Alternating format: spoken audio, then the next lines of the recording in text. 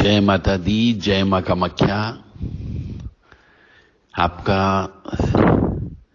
काम हो सकता है, बीमारियों से मुक्ति दिलाई जा सकती है और रोग से मुक्ति दिलाई जा सकती है। हर चीज संभव है यदि आप सहयोग करेंगे तो। हर व्यक्ति यदि घर में बीमार रहने लग जाए, हर व्यक्ति यदि रोगी हो जाए और रोग बढ़ता ही जाए तो समझ जाओ ऊपरी बाधा, तंत्र बाधा, काला जादू, प्रत्यक्ष जादू, शमशान का काम कर दिया गया है, या कोई न कोई शत्रु वाले व्यक्ति ने आपके ऊपर कोई तीर या बाण छोड़ चुका है। इसलिए परिवार के ऊपर ये ऊपरी बाधा, तंत्र बाधा, काला जादू का प्रभाव हो जाता है। इसके लिए आपको सामान्यतः श्री हनुमान जी का हवन, दुर्गा जी का हवन, काली मां का हवन, भैरव जी का हवन कराना पड़ता है। तंत्रात्मक हवन होता है। वैदिक मंत्रों से उतना प्रभाव नहीं पड़ता है जितना तंत्रात्मक मंत्रों से पड़ता है।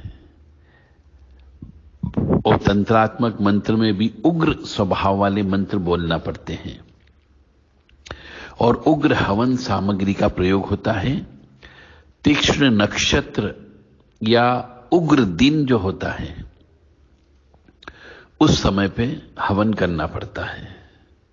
रात्रिकालीन हवन होता है, सूर्य अस्त होने के बाद ही हवन प्रारंभ होता है। यह प्रक्रिया नॉर्मली प्रयोग करना होती है।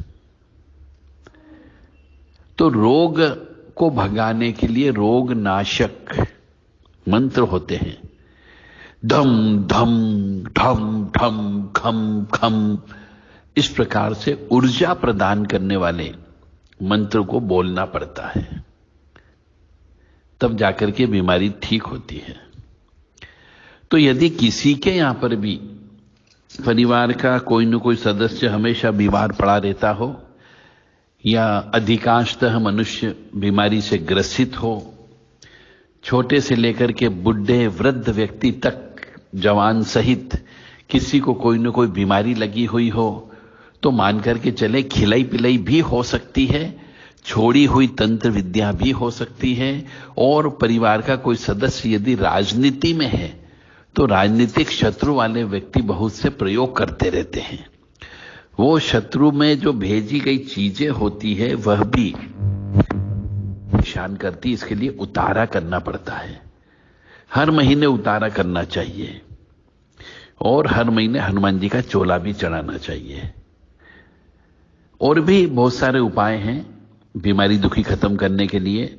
रोगान शेषान पहंति तुष्टा रुष्टा तु कामान सकलान विष्टान त्वामा सीतानम नवीपन्नरानम त्वामा सीता रहस्यंता प्रयंति सर्वाधा प्रश्वनम ते लोकसाखिलेश्वरी एवं त्वकार मत्द्वेरी विनाशिनम।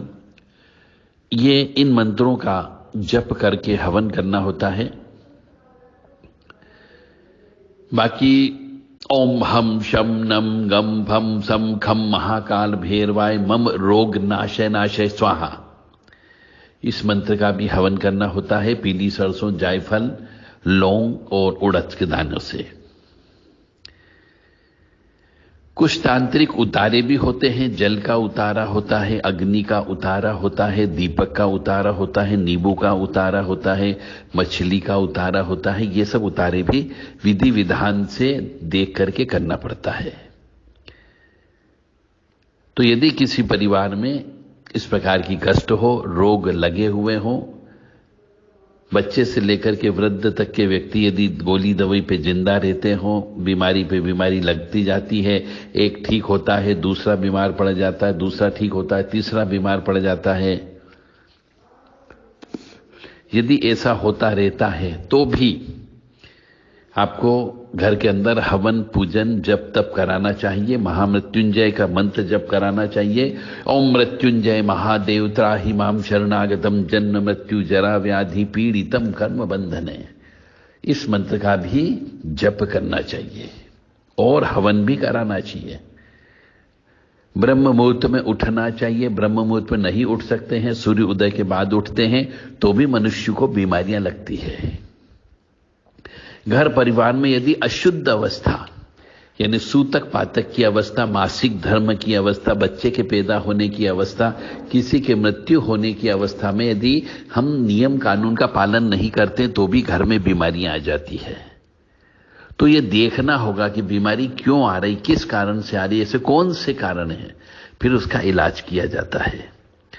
जिस किसी को भी यदि घर परिवार में हमेशा कोई न कोई बीमार पड़ा रहता हो या घर परिवार के सभी सदस्य बीमारी से ग्रसित हो तो समझ जाओ किसी न किसी स्त्री का, पुरुष का, बच्चे का, किसी मनुष्य का श्राप लगा हुआ है।